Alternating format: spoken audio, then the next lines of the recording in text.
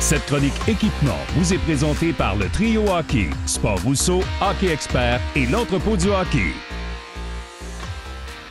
Bonjour à tous. Bien content d'être de retour cette semaine avec une autre capsule d'équipement en compagnie d'Éric Dupont, le spécialiste hockey. On va revenir sur l'univers des bâtons. Pas besoin de payer très, très cher d'avoir des bâtons haut de gamme pour s'amuser. Éric, n'est-ce pas? Oui, tout à fait. Puis tout le temps, les gens font référence au bâton. Ils pensent tant au bâton le plus cher. Puis c'est intimidant, des fois, la facture sur un bâton. Mais écoute, on a des bâtons à tous les prix. C'est quand même un bâton pas cher qui est quand même de qualité très bonne. Si on pense aux bâtons en bois qu'on utilisait il y a 15-20 ans, les bâtons en composite d'entrée de gamme qui sont très, très, très abordables, comme je disais, vraiment de bonne qualité. C'est sûr que la performance n'est pas la même qu'un bâton haut de gamme, comme ce qu'on va présenter ici. Mais on a quand même une option intéressante cette semaine, une nouveauté chez Sherwood qui va probablement intéresser beaucoup de personnes.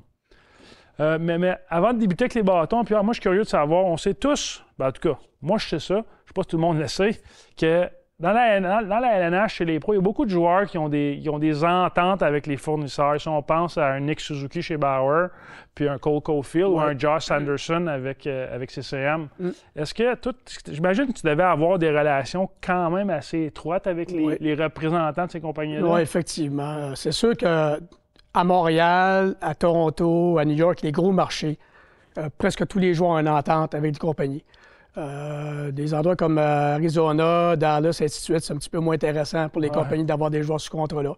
Mais notre relation avec les représentants a toujours été tellement importante. On se tient au courant l'un l'autre, ce que le joueur veut changer, ce que le joueur veut apporter quelque chose de différent à son modèle, à son pattern. Ouais. Alors, je pense que les joueurs sont bien contents aussi que les représentants prennent bien soin d'eux autres. Ouais, puis je suis sûr qu'à Montréal, il y avait un avantage, étant donné que CCM et Bauer sont basés à Montréal. Puis Warrior a des bureaux aussi. Donc, c'est vraiment avantageux pour les Canadiens, j'imagine. Ça, les joueurs, lorsqu'ils arrivent à Montréal, là, sont très contents de ça. Ah oui, c'est ça. C'est différent qu'à Phoenix. Effectivement, oui. Pour commencer, Pierre, on a deux bâtons de CCM qui sont vraiment les nouveautés de cette année dans le haut de gamme. Donc, deux points de flexion différents. Donc, en haut, on a le Ripcore 7 Pro, qui est un point de flexion plus bas, donc un low kick. Et puis le Tacx ASV, qui est un mid kick. Donc, des bâtons qui ça, c'est important. Hein? Ouais, les gens, on le voit pas à l'œil nu, là, mais c'est très, très important. 100%. Puis comme tu disais, les représentants des compagnies vont chez les Canadiens rencontrer les joueurs, mais en magasin, nos spécialistes sont formés par ces mêmes représentants-là, souvent, pour bien expliquer aux joueurs comment choisir son point de flexion, quelle courbe, le flex, évidemment. Tu ne veux pas dire qu'un bâton qui est trop raide ou trop mou non plus. Ça fait qu'il y a beaucoup de choses. C'est vraiment une science importante, les bâtons. Il y a beaucoup de technologies derrière. Ça coûte cher, les bâtons de gamme, oui, mais la recherche et développement qui est mis derrière ça, ça coûte beaucoup de sous aux compagnies. Oui, effectivement. On évoque les Sherwood, je crois, les bâtons de Sherwood. Oui, puis juste avant de parler des bâtons Sherwood, puis moi, je suis curieux, j'ai entendu dire que tu avais une histoire intéressante avec Sidney Crosby puis ses bâtons. Oui, disons qu'aux Olympiques à Vancouver, à un moment donné, Sidney revient au banc des joueurs, puis je m'aperçois que son bâton est craqué. Moi, je suis derrière le banc, et je vois dessous le banc, puis je m'aperçois qu'il y a une petite craque dans son bâton. Fait que là, j'amène un autre bâton, puis j'y donne. Puis il me regarde et dit « Pourquoi tu me donnes ça? » Il dit « Ton bâton est craqué. » Puis là, il a regardé. Il m'a tellement remercié, là. Puis même après le match, il était tellement content, là. Fait que c'est des petits trucs qu'on est là pour ça. On remarque ces petits détails-là, puis on aide le joueur à bien performer.